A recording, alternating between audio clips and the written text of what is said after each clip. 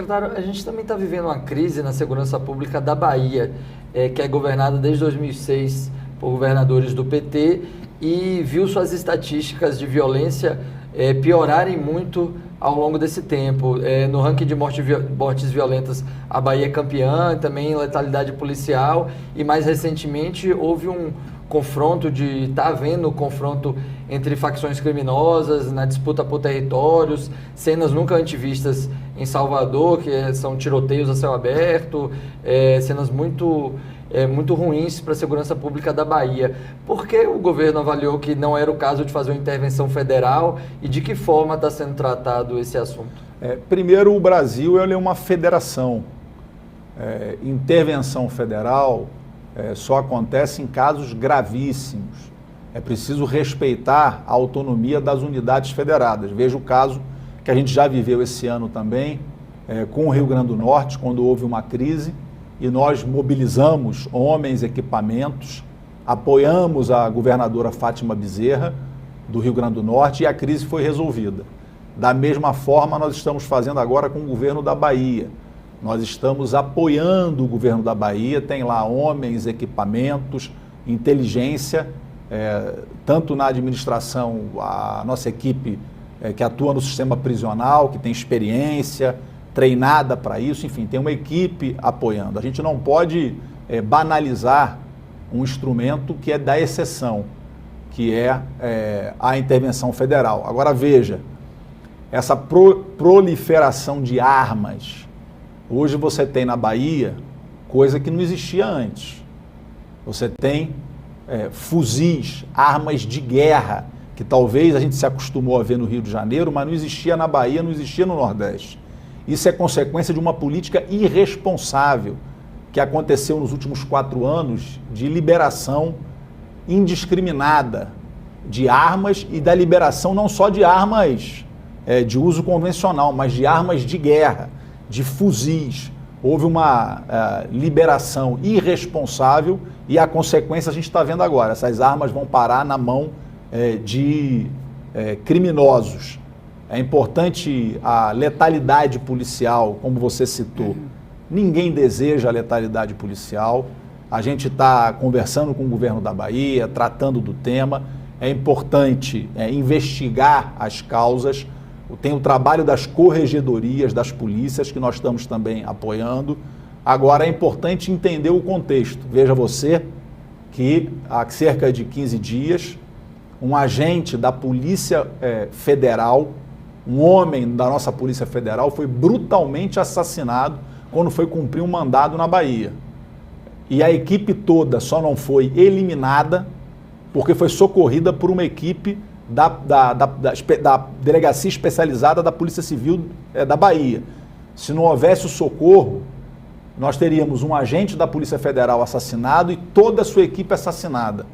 Então a situação é complexa, não cabe simplificação, se é isso, se é aquilo, se é o governo A, B ou C. Eu penso, Aguirre, que o pior caminho na questão da segurança pública é a gente ideologizar, é a gente ir para disputa política partidária.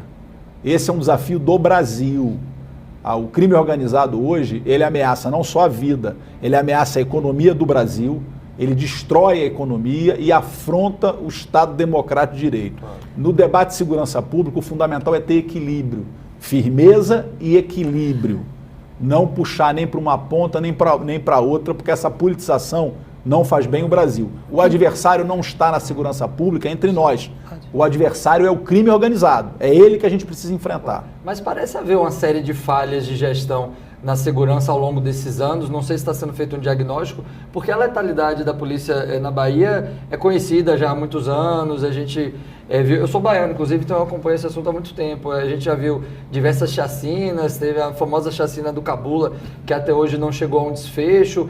E, ao mesmo tempo, havia um secretário de Segurança Pública, o Maurício Barbosa, que ficou 10 anos, mais ou menos, no cargo, Ele depois foi afastado por investigações da Polícia Federal que constataram ali desvios nas funções, suspeitas de corrupção, suspeitas de que as atividades de inteligência estavam sendo usadas para fins escusos. Então parece que a inteligência na segurança da Bahia, de certa forma, falhou e permitiu esse avanço das facções nos últimos anos, agravando essa situação.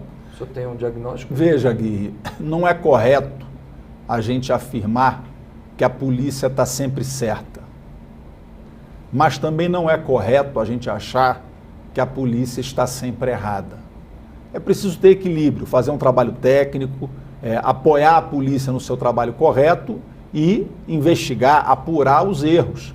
Para isso tem as corregedorias que fazem esse trabalho. Nós temos conversado desde o início do ano com todas as polícias do Brasil, com todas as secretarias de segurança. Fizemos recentemente um seminário sobre o uso de câmeras corporais. E todas as unidades da federação estão aderindo. A nossa expectativa é, até o final do ano, a gente publicar um regramento para a utilização de câmeras corporais no Brasil. As pessoas acham que câmera é só o equipamento. Não é. O mais importante da câmera é o que está por trás. É a tecnologia e a possibilidade da gente ter no Brasil câmeras integradas, tecnologia integrada para as imagens, os dados de todos os estados poderem conversar. Acho que as câmeras são um importante instrumento, porque ela protege o bom policial e evita os excessos. Então tem várias medidas, não só as câmeras. Nós colocamos, essa semana está aberto o edital para 100 mil bolsas, formação para as polícias. Nós vamos pagar R$900 em cursos de formação para os policiais. Então a gente precisa ter equilíbrio nesse caso. Volto a dizer, a polícia não está sempre certa, mas a polícia não está sempre errada. É preciso ter equilíbrio nesse debate. O senhor já falou que não se trata crime organizado com rosas aí, né? E está falando dessa questão da letalidade policial, da politização.